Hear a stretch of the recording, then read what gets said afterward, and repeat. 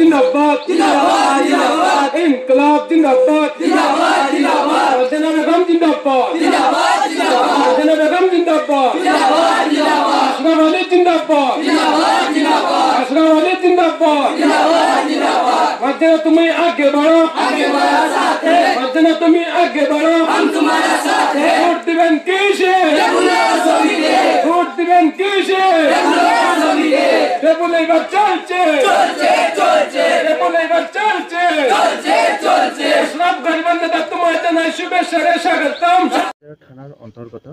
আজি আপনার চৌধুরী বজাৰ আপনাৰ আজি 10 নম্বৰ বাটত আপোনালোকৰ সামৰালি তো আপোনালোকৰ মনিটৰ পাৰ্টিৰ বিষয়ে কি ক'ব বিচাৰে আপুনি পোনপ্ৰথমে আপোনাৰ নিউজ 24 অসমলৈ মোৰ অশেষ ধন্যবাদ দ্বিতীয়তে আমি সামৰালি গাঁও পঞ্চায়তৰ 10 নম্বৰ ৱাৰ্ড সদস্যৰ নমিনি হয় আশ্ৰফ আলী বৰভূঞা আমি বিশেষকৈ একো ক'বলৈ নাই যেহেতু আমি এই বছৰ যুৱকখিনি ওলাইছো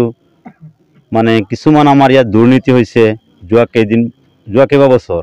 ধৰি লওক অৰুণোদয়ৰ নামত কিছুমানে পইচা লৈছে তাৰপিছত চৰকাৰী ঘৰ এৱাইৰ নামতে পইচা লৈছে অবাধে লুণ্ঠন চলিছে আমি এই লুণ্ঠন ৰাজ বন্ধ কৰিবৰ কাৰণে আমি এছাম যুৱক ওলাই আহিছোঁ আৰু যুৱকসকলে আমাক মানে আগবঢ়াই দিছে আমি যুৱকৰ হৈ কাম কৰিব পাৰিম মোৰ প্ৰথম মানে এটাই দায়িত্ব হ'ব যদি মই জিকি যাওঁ প্ৰথম দায়িত্বটো হ'ব প্ৰতিজন জব কাৰ্ড হোল্ডাৰৰ যিমানখিনি জব কাৰ্ড আছে এট ফাৰ্ষ্ট প্ৰতিজনৰ হাতে হাতে নিজৰ জব কাৰ্ডটো দিয়া মোৰ ফাৰ্ষ্ট প্ৰতিশ্ৰুতি এইটো দ্বিতীয়তে মোৰ প্ৰতিশ্ৰুতি আছে আগত যোনখিনি ধৰি লওক 2011 চনৰ সেন্সাছৰ যিমানখিনি ঘৰ আছিলে প্ৰায় অভিযোগ মই পাইছোঁ যে 11ৰ সেন্সাছৰ ঘৰখিনি এতিয়াও মানে সম্পূৰ্ণ হোৱা নাই যেহেতু 18ত আকৌ এবাৰ সেন্সাছ হৈ গৈছে সেইখিনি সেন্সাছত 657 নে কিমান মোৰ তাত লিষ্টটো আছে 657 অলমোষ্ট ঘৰ আহিছে সেইখিনি ঘৰৰ ভিতৰত চৰকাৰৰ গাইডলাইন মতে নাম্বাৰ 1 2 3 এনেকুৱা যাব লাগে ঘৰখিনি হ'ব লাগে কিন্তু কি কৰিছে আমাৰ কিছুমান বন্ধ দুৰ্নীতিকাৰী ভ্ৰষ্টাচাৰী এইখিনি কি কৰিছে টকা লৈ য'ত নেকি অলৰেডি 500 ক্ৰছ কৰি 600 প্লাছ তেনেকুৱা নাম্বাৰৰ সিৰিয়েলৰ নাম্বাৰ মানুহে ঘৰ পালে কিন্তু নাম্বাৰ 1 2 3 এনেকুৱা এইখিনি বাকি থাকি গ'ল মোৰ মানে প্ৰথম কামটো হ'ব এইখিনি বস্তুখিনি মই উলিয়াব লাগে ফাৰ্ষ্ট কামটো হৈছে মই এইখিনি উলিয়াই মই চাব লাগে কিহৰ কাৰণে এইবিলাক দুৰ্নীতি হৈছে পইচাৰ লোভত হৈছে নে কিহৰ লোভত হৈছে যোনখিনি মানুহে পাব লাগে হক মানুহ যোনখিনি মানুহে পাব লাগে বা প্ৰাপ্যদাৰ মানুহখিনি পোৱা নাই কিন্তু ইয়াতে কি হৈছে বক্ৰপথেৰে মানে ইনকাম কৰি পেলাই কিছুমানে বক্ৰপথেৰে ইনকাম কৰি কিছুমানে কি কৰিছে বক্ৰপথেৰে এইবিলাক কি কৰিছে ঘৰবিলাক বিলাইছে আমাৰ তাত তথ্য আছে আমাৰ লগত যুৱক আছে প্ৰায় যুৱকে জানে মই একেদিন ধৰি লওক ইলেকশ্যনৰ কাৰণে প্ৰায় প্ৰতি ঘৰ মানুহৰ ঘৰত গৈছোঁ প্ৰতি ঘৰ মানুহৰ লগত মোৰ টাচ হৈছে প্ৰতি ঘৰ মানুহৰ ফেমিলিৰ লগত মোৰ টাচ হৈছে তেতিয়া মানুহখিনি আমাক কৈছে জনাইছে আৰু যে আমাৰ এনেকুৱা হৈছে দুৰ্নীতিৰ বিষয় মানে বহুত আগতে এইবিলাক কাৰণ ৰাজনীতি পথাৰত মোৰ প্ৰথম এই বছৰে মই ৰাজনীতি পথাৰত বৰি দিয়াও নাছিলোঁ আৰু কিছুমান যুৱকে মোক যেতিয়া ঠেলি দিছিলে ধৰি লওক ৰাজনীতি পথাৰত দেখা পালোঁ যে অবাধে লুণ্ঠন চলিছে বিশেষকৈ নাজানো কিন্তু মই জানামতে আমাৰ 10 নম্বৰ ৱাৰ্ডত অবাধে লুণ্ঠন ৰাজ চলিছে মানে টকাৰ ক'বলৈ নাই আৰু এনেকুৱা বাখা নাই যে যোনবিলাক মানুহৰ দুপৰীয়া খালে ৰাতি সাজ খাবলৈ চিন্তা কৰে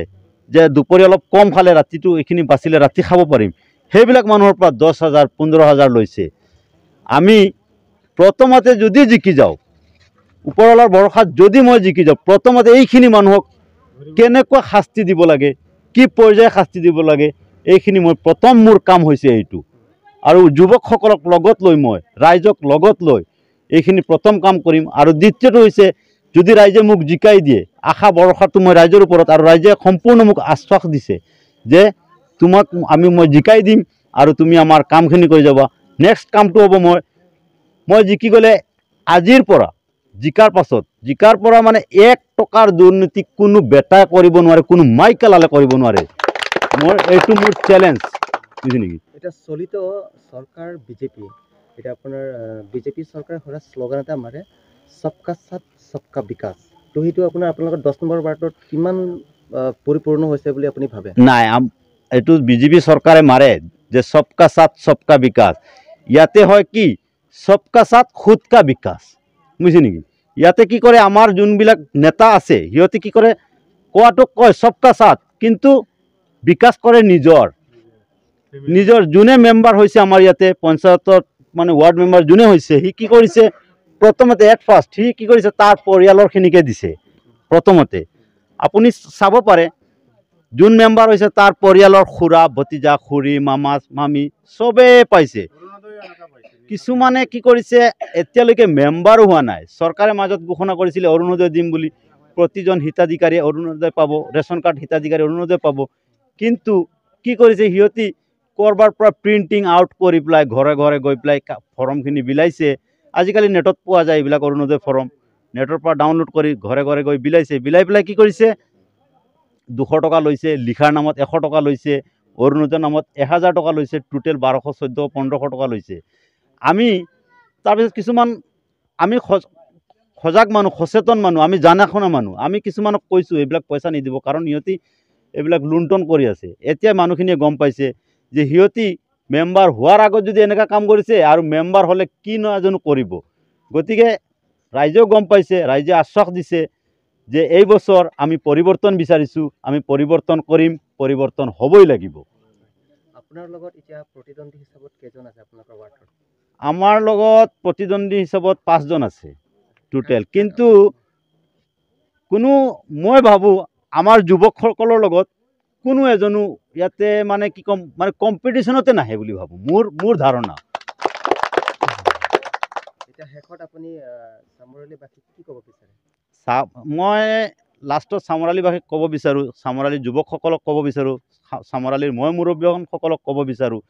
চামৰালী মানে ভোটাৰসকলক ক'ব বিচাৰোঁ, আপোনালোকে মোক যি মৰম দিছে